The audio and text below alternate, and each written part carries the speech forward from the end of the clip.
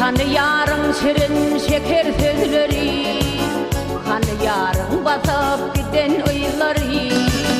Edidim uğrumda gözlerim yollu, hani yarın basıp giden oyları. Edidim uğrumda gözlerim yollu, sana bolan teylim yüreğim dolu.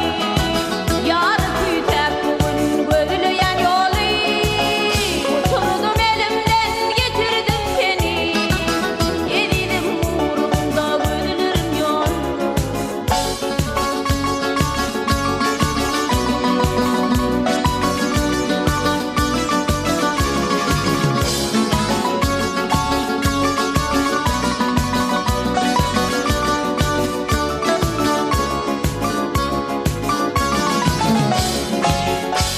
Akvalımı sana bağladım, solo yerde yekedim ağladım.